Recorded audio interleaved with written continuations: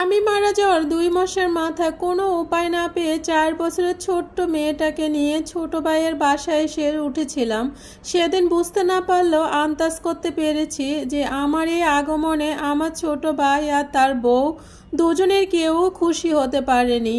কিন্তু আমি যে নিরুপায় ছিলাম, না ছিল বাবা মা, না ছিল ছোট কোনো বোন, দুকুলে শুধু খালি ছোট্ট ভাইটাই ছিল। তাই বাধ্য হয়ে তার বাড়িতে আশ্রয় নিতে হলো আমাকে। ছোট ভাইয়ের বাসায় উঠেছি সপ্তাহখানিক হয়েছে। খেয়াল করলাম ছোট ভাই আর আগের মতো আর আমাকে আপু আপু বলে ডাকে না, আমার সাথে নরম সুরে কথাও বলে না। এমনকি ছোট ভাইয়ের বউটাও বাড়ির সব কাজ থেকে নিজেকে সরিয়ে নিয়েছে, আমার উপরে সবটা ছেড়ে দিয়েছে।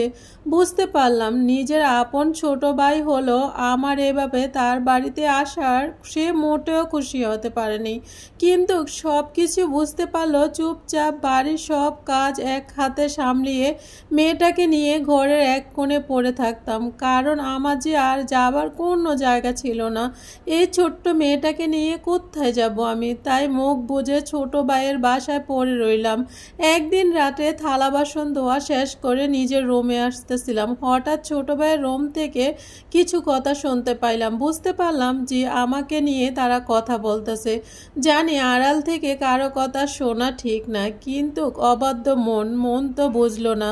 তাই দরজার বাইরে দাঁড়িয়ে তাদের কথা শুনতে লাগলাম। আয়ান, তোমার বোন কবে এই বাড়ি থেকে যাবে বলো তো? ছোট ভাইয়ের বউ বলছিল, কবে থেকে তোমার বোন এই বাড়িতে পড়ে আছে? তোমার বোনের জন্য এখন এই বাড়িতে থাকতেও অস্বস্তিকর লাগে।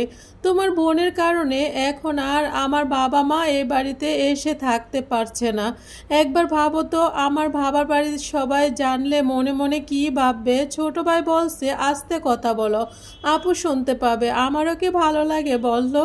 কোথাও যেতে গেলে কিছু করতে গেলে তাকে কৈফিয়ত দিতে হচ্ছে। যত সব উটকো ঝামেলা। স্বামী মরেছে তাই বলে কি ভাইয়ের বাসায় এসে উঠতে হবে? শ্বশুর বাড়ি কারো গলায় ঝুলে পড়লেই পারতো। এখন পাড়া প্রতিবেশী শুনলে কি বলবে? তুমি যত তাড়াতাড়ি পারো কোনো একটা ব্যবস্থা করে তোমার বোনকে এই বাড়ি থেকে চলে যেতে বলো। এইভাবে ধুম করে কি চলে যেতে বলা যায় বলো? তাহলে পরে জানতে পেলে আমাদেরই দোষ হবে। এখন না পারছি গিলতে, না পারছি সইতে। দূর যন্ত্রণা আমার ঘাড়ে এসে সব পড়েছে। কথাগুলো শোনার পরে দেখলাম আমার চোখ থেকে পানি চড়তেছে। চোখের পানি মুছে হাসি মুখে বজায় রেখে দরজা ঠেলে ভিতরে ঢুকলাম। দেখলাম আমার 4 বছরের মেয়েটা বিছানা খেলছে। আমাকে দেখে দৌড়ে এসে বলছে, আম্মু কখন যাব আমরা বাসায়? আব্বু কখন আসবে আমাদের নিতে? মামার বাসায় আর ভালো লাগছে না। মেয়ের কথা শুনে নিজের চোখের পানি আটকাতে প্রাণপণ চেষ্টা করছি। তারপরও ওর কাছে গিয়ে জড়িয়ে ধরে কাঁপা কাঁপা গলায় বললাম, আসবে সোনা, আসবে। তোমার বাবা খুব তাড়াতাড়ি চলে আসবে, আমাদের এখান থেকে নিয়ে যাবে। এখন তুমি ঘুমাও। আমার মেয়েটা শুয়ে পড়ল। আমি আলতো করে ওর মাথায় হাত বুলিয়ে দিতে থাকলাম। তবে আমার চোখ থেকে পানি এখনো পড়ছে। আমার স্বামী আকাশ 2 মাস আগে রোড অ্যাক্সিডেন্টে মারা যায়। আকাশের আপন বলতে কেউ নেই। মা, বড় ভাই, বোন ওরা ছিল সবাই। কিন্তু আমার বিয়ের কয়েক মাস পরে শাশুড়ি মারা যায়। আকাশ, আমি, আমার শাশুড়ি, মেয়ে, 3জনের সংসার খুব ভালো চলছিল। মোটামুটি সচ্ছল পরিবার ছিল আমাদের। আকাশ বেঁচে থাকায় আত্মীয় স্বজনের অভাব ছিল না। কিন্তু আকাশ মৃত্যুর পরে কোনো আত্মীয় স্বজন আমাদের পাশে এসে দাঁড়ালো না, এবং কি তার ভাই বোনও না। বুঝলাম তারা শুধু নামই আত্মীয় স্বজন। আমার স্বামী যখন বেঁচে ছিল তখন আমার ছোট ভাই, ছোট ভাইয়ের বউ মাসে 3 থেকে 4 বার আমাদের দাওয়াত করে তাদের বাসায় খাওয়াতো। দুপুরে গোসল করে বাথরুম থেকে বের হতে শুনতে পেলাম আমার ছোট ভাইয়ের বউ কাকে যেন ধমকাচ্ছে। তড়িহড়ি করে রুমে এসে দেখতে পেলাম আমার ছোট্ট মেয়েটাকে ধমকাচ্ছে। তুই কাকে জিজ্ঞেস করে ফ্রিজ থেকে কেক বের করছি খাচ্ছিস? এই কেক আমার ছোট বোনের জন্মদিনের জন্য আনা হয়েছে, আজকে ছেড়ে দিলাম। আর একদিন যদি দেখি বিনা অনুমতিতে তুই কোনো কিছুতে হাত দিয়েছিস তোর পিঠের চামড়া আমি তুলে ফেলবো, যত সব ঝামেলা। এই বলে আমার ছোট ভাইয়ের বউ আমার মেয়ের হাত থেকে কেকটা নিয়ে ডাস্টবিনে ফেলে দিল। আমি সামনে এগিয়ে গেলাম না, তাই দরজার সামনে দাঁড়িয়ে রইলাম।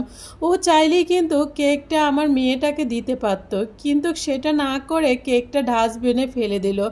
এখন প্রায় বিকেল 4:30 বাজে। আমি নিজের ব্যাগপত্র সব কিছু গুছিয়ে নিচ্ছি। আর যাই হোক, যে বাড়িতে আমার ছোট্ট মেয়েটাকে একটু কেক খাওয়ার জন্য কথা শুনতে হয়, সেখানে আমি আশ্রয় নিব না। দরকার হলে মানুষের বাসায় কাজ করে মা মেয়ে চলবো। আচ্ছা, দুনিয়াতে কি টাকাই সব? টাকা ছাড়া কি কারোর সাথে সম্পর্ক রাখা যায় না? পরক্ষণে বুঝতে পারলাম আসলে পৃথিবীতে টাকাই সব।